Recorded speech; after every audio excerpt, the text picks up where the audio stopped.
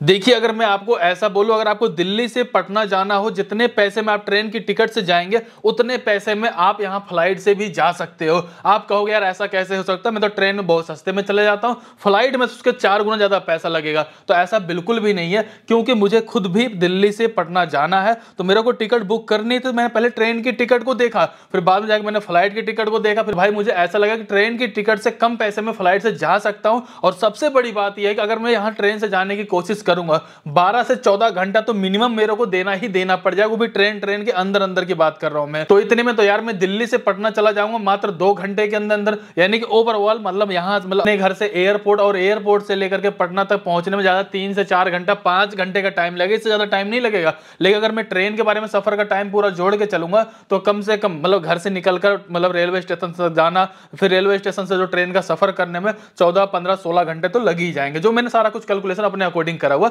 कुछ ऊपर नीचे 19-20 हो सकता है। लेकिन अब कैसे करने वाले, चलिए वो देखते हैं। लेकिन उससे पहले सारी चीज मैं आपके सामने कंपेयर करके दिखाऊंगा कि मैंने कैसे कैसे कंपेयर किया, उसके बाद जाकर मैंने कैसे टिकट बुक करा, सारी जानकारी इस वीडियो में देखने को मिलेगी। सो मैंने भी आपकी तरह सोचा कि यार अगर मैं अपने पैसे बचा सकता हूं, मैं पहले पैसे बचा कर अपने ट्रेन से चला जाऊंगा, रात को निकलूंगा, सुबह पहुंच जाऊंगा, क्या ही दिक्कत आ रही है। तो मैंने क्या किया, नई दिल्ली से अपना एक ट्रेन सर्च किया जो कि पटना के लिए किया। तो मैं यहाँ पर देखो, अगर मैं डेट के बारे में बात करूं, मुझे एक्चुअल में 17-18 सितंबर को जाना है। तो अगर मैं यहाँ पे डेट के बारे में बात करूं, अगर मैं आजकल के बारे में बात नहीं करूं, मुझे भी पता और आपको भी अच्छे से पता, 2-4-10 दिन के अंदर हम ट्रेन की टिकट ढूंढने चाहेंगे तो हमें बिल्कुल ही नहीं मिलेगी। तत्काल में मिलना बड़ा मुश्किल है, यहाँ तो नॉर्मल के बारे में तो बात बहुत दूर की है। फिलहाल अभी देखें यहाँ पे अगस्त चल रहा है। अगर मैं सितंबर के बारे में बात करूं, मुझे अगर 18 सितंबर को जाना, मैं सिंपल से ओके पे क्लिक कर देता हूँ और यहाँ पे सर्च पे क्लिक कर देता हूँ। आपको देखें यहाँ पे बहुत तरह की आपको यहाँ पे ट्रेनें देखने को मिल जाती हैं। फिलहाल मैं कंसीडर करूंगा कि मैं राजधानी में जाऊं, ताकि यहाँ पे मेरा जो टाइम है वो कम से कम लगे। नहीं तो नॉर्मल टाइम देखें करीब करीब 13-13 घंटे तक का टाइम लग रहा है। अगर मैं राजधानी से जाने की कोशिश करूंगा तो 12 घंटे के अंदर में पहुंच सकता हूं, अगर ये टाइम से चलती है तो। अब यहीं पर सबसे बड़ी बात आती है कि कौन सी क्लास में मैं ट्रेवल करना चाहता हूं। बेसिकली अगर मैं जाता हूं तो मेरी कोशिश ये रहती है, अगर मैं थर्ड एसी में चला जाऊं या सेकंड एसी में चला जाऊं, फर्स्ट एसी में चला जाऊं, तो ज्यादा बेटर रहेगा। उससे मेरा मेन बेनिफिट मिल जाता है कि मैं अपना कुछ मतलब मेरी कंपनी का काम रहता है तो मैं आराम से कर सकता हूं। अगर मैं जनरल में जाने की कोशिश करूं या स्लीपर क्लास में जाने की कोशिश करूं, बहुत ज्यादा डिस्टर्ब होता है। उसके अकॉर्डिंग अगर मैं देखना चाहूं, मान लीजिए अगर मुझे यहाँ पर अगर सेकंड एसी, मतलब फर्स्ट एसी की बात नहीं करेंगे, फर्स्ट एसी बहुत ज्यादा महंगा हो जाएगा, सेकंड एसी की टिकट भी देख रहे हो यहाँ पे 3275 रुपए की है। वो भी जब मैं यहाँ पे जनरली बुक कर रहा हूँ तब। अगर मैं तत्काल में बुकिंग करूंगा, कम से कम यही टिकट मेरे को 35-36 रुपए में कम से कम मिलेगी।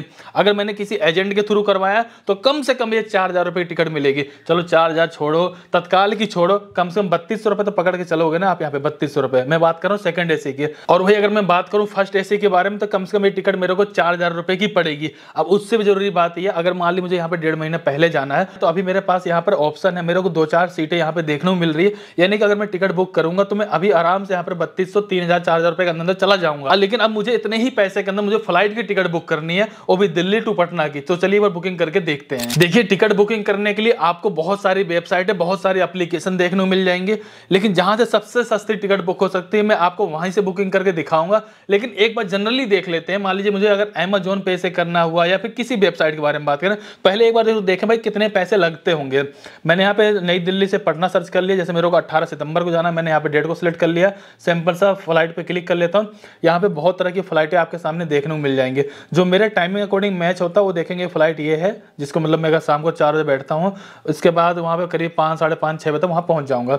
ये टिकट कम से कम मेरे को 4880 रुपये अभी यहाँ पे दिखाई जा रही है, 4880 रुपये के। कई बार जब टिकट बुकिंग होता प्लेटफॉर्म फीस वगैरह लगा कर 100-200 रुपये बढ़ता ही बढ़ता, घटता नहीं है। इसके अलावा अगर आपने कोई विंडो सीट वगैरह चॉइस कर लिया तो कम से कम 250-300 रुपये बढ़ जाएगा। तो मोटा मोटा बहुत ज्यादा कुछ नहीं सोचते, इतना तो सोच चल सकते हैं भाई ये टिकट हमें कम से कम 5000 रुपये की तो पड़ेगी ही पड़ेगी। लेकिन कहां पर मैं यार ट्रेन से जा रहा हूं सेकंड एसी में, 3200 रुपये में जा रहा हूं और मैं यहाँ पे 5000 रुपये खर्च कर रहा हूं। क्यों? मुझे 3200 रुपये में ही जाना, वो भी फ्लाइट की टिकट से जाना है। इसके लिए आपके पास सबसे बेस्ट ऑप्शन होता है, अगर आपने बहुत सारी वीडियो भी देखा जहां पे लोग बताते हैं, मैं भी उसको ट्राई कर चुका हूं। सिंपल से आपको गूगल पे चले जाना और सर्च कर लेना स्काई स्कैनर। इसको आप जैसे सर्च करेंगे आपके सामने वाली वेबसाइट आ जाएगी। यहाँ पर आने बाद आप कहाँ से कहाँ तक जाने वाले, जैसे मेरे को दिल्ली से यानी कि इंदिरा गांधी इंटरनेशनल एयरपोर्ट से लेकर के पटना जाना है, जिस डेट को भी जाना अपने डेट यहाँ पे सिलेक्ट करेंगे, आपको यहाँ पे कैलेंडर पूरा तरह देखने को मिल जाता है। मेरे को यहाँ पे 18 सितंबर को जाना है, मैंने इस डेट को सिलेक्ट कर लिया। सिंपल से अप्लाई पे क्लिक कर लेता हूँ। यहाँ पे ट्रेवल एक बंदे को करना, 2 बंदे को करना, अपना वो सिलेक्ट कर लोगे। अगर कोई बच्चा वगैरह तो आप उसको यहाँ सेलेक्ट कर लोगे, अप्लाई पे क्लिक कर दोगे। इसके बाद सिंपल सा सर्च पे क्लिक कर दोगे। आपके सामने यहाँ पे देखेंगे बहुत सारी फ्लाइटों की लिस्ट सामने आपके आ जाएगी। अब आपके सामने ही है, जैसा कि आप यहाँ पे देखो 4,917 रुपए की भी यहाँ पे फ्लाइट देखने को मिल जाएगी और यहाँ पर देखेंगे आपको 3200 रुपये फ्लाइट देखने को मिल जाएगी। दोनों में सिर्फ थोड़ा सा डिफरेंस है। अगर आप यहाँ पे बात करो 10 मिनट आप पहले पहुंच जाओगे, लेकिन यहाँ पैसे ज़्यादा लग रहे हैं, 10 मिनट का ही फर्क पड़ेगा और आप यहाँ पे पैसे काफ़ी ज़्यादा सेव हो जाएगा। कुल मिला जुला कर अगर आप कहीं और से ट्राई करने जाओगे तो यही टिकट कम से कम 1000-2000 रुपये तक आपको महंगी पड़ सकती है। तो आपने यहाँ पे टिकट का देख लिया ना प्राइस, जैसे ये रहा 3200 रुपये। अब इसको बुकिंग कैसे करना है, चलिए मैं आपको यहाँ पे बुकिंग करके भी एक बार दिखा देता हूँ। अब जैसा कि आपने जिस भी फ्लाइट को सर्च कर रखा, आपको उस फ्लाइट का यहाँ पे टाइमिंग देखने को मिल जाएगी, कौन सी कंपनी की फ्लाइट आपको वो भी देखने को मिल जाएगी, किस टाइम पे आपको वहाँ पे वो ड्रॉप करेगी आपको वो भी टाइम देखने को मिल जाएगा, डेट वगैरह देखने को मिल जाएगा। सारा कुछ देखने के बाद आपको यहाँ पे देखेंगे जैसे कि आप इंडिगो से कर रहे हो तो आपको क्या प्राइस पड़ेगा, या किसी और वेबसाइट से कर रहे हो क्या प्राइस मिलेगा। ओवरऑल क्या होता है कि आप कई जगहों का कंपेयर एक जगह पे देख सकते हो। मेरे को इंडिगो से जाना है, बहुत बढ़िया है। यहाँ पे देखेंगे जो इसका मतलब कॉस्टिंग आ रही है 3263 रुपये आ रही है, जो कि बहुत अच्छी बात है। सिंपल से मैं सेलेक्ट पे क्लिक कर दूंगा। जैसा कि हमने यहाँ पे डिसाइड कर लिया कि भाई हमें कौन सी फ्लाइट से जाना है, कितने बजे जाना है और कितने की फ्लाइट का यहाँ पे फेयर मतलब कितने की टिकट यहाँ पे पड़ती है, सारा कुछ हमें मैच होता है, हमें सब कुछ सही लग रहा है। अब हमें क्या करना है, सिंपल से यहाँ सेलेक्ट पे क्लिक कर लेना है। अब हमें यहाँ पे पैसेंजर की डिटेल को एंटर करना है, जिसमें कि सबसे पहले आपको ये सिलेक्ट करना है आप मेल हैं या फीमेल हैं। इसके जस्ट बाद देखेंगे आपके आधार कार्ड में जो भी नाम दिया गया होगा, फर्स्ट नेम होगा फर्स्ट नेम और मिडिल नेम हो तो मिडिल नेम पहली लाइन में डाल देंगे। इसके बाद दूसरी वाली लाइन में लास्ट नेम डाल देंगे। इसके बाद अगर आप डेट ऑफ बर्थ एंटर करना चाहें तो डेट ऑफ बर्थ भी एंटर कर सकते हैं। इसके बाद आपको सिंपल सा स्क्रॉल करके नीचे की तरफ आ जाना है। यहाँ पर आपको अपना एक मोबाइल नंबर डाल देना, अपनी एक ईमेल आईडी को एंटर कर देना है। इसके बाद स्क्रॉल करके जैसे नीचे की तरफ आएंगे, अगर आपकी ये 17 साल से कम है तो आप यस पे क्लिक कर दीजिए। अगर आप 17 साल से ज्यादा उम्र है तो सिंपल सा आपको इसको नो पे क्लिक कर देना है। टर्म कंडीशन वाले बॉक्स पे क्लिक कर देंगे, सिंपल सा नेक्स्ट पे क्लिक कर देंगे। इसके जस्ट बाद देखेंगे अब आप पूछा जाता है अगर आप फ्लाइट के अंदर कुछ खाना पीना चाहते हैं तो आपको कई सारे ऑप्शन देखने को मिल जाएंगे। आप किसी को भी सिलेक्ट करोगे आपको फ्लाइट में वो चीजें खाने के लिए मिल जाएंगे, लेकिन उसके लिए आपको यहाँ पे चार्ज देना पड़ेगा। जैसा कि 7 किलो तक का कोई भी बैग वगैरह रहता है तो आप उसको अपने साथ फ्लाइट के अंदर ले जा सकते हो। अगर 15 किलो तक का कोई बैग होता है तो आपको उसको सबमिट करवाना पड़ता है, वो आगे चल करके आपको वहाँ पे रिसीव हो जाता है। आपके पास जो भी लगेज अगर 15 किलो से ज्यादा उसका वेट होता है तो उस पर क्या चार्जेस लगेंगे वो सारी जानकारी आपको यहाँ पे दी गई, आप इसको यहाँ पे देख सकते हैं। सिंपल से नीचे की तरफ आ जाएंगे, नेक्स्ट पे क्लिक कर देंगे।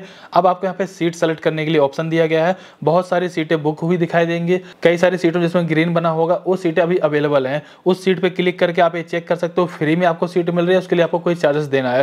फिलहाल मेरे को यहाँ पे विंडो वाली सीट लेनी, मैं सिंपल से विंडो वाली सीट को सर्च कर लेता हूँ और जिस भी सीट पे आप क्लिक करेंगे उस पर अगर कोई चार्ज लगता होगा तो आपको यहाँ पे सामने देखने को मिल जाता है। अब जैसा कि मैं यहाँ पे विंडो वाली सीट सेलेक्ट कर रहा हूँ तो उसके लिए मुझे 250 रुपये का चार्ज देना पड़ेगा। फिलहाल कोई बात नहीं, मैं 250 रुपये इसको चार्ज देने के लिए रेडी हूँ।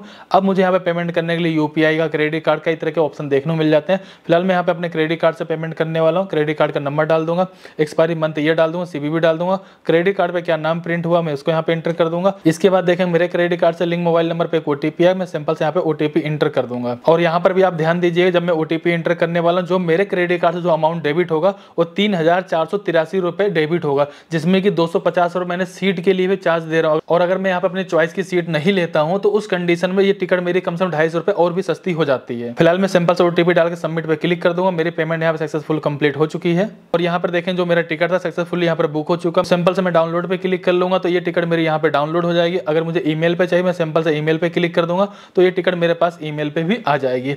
इस तरीके से आपने देखा होगा कि मैंने एक टिकट बुक किया है जो कि काफी सस्ते रेट में किया। अगर हम किसी भी ट्रेन से ट्रेवल करने वाले हैं, अगर 3000-3500 रुपए लगता है, उस कंडीशन के लिए फ्लाइट का भी एक ऑप्शन आप अपने साथ रख सकते हो।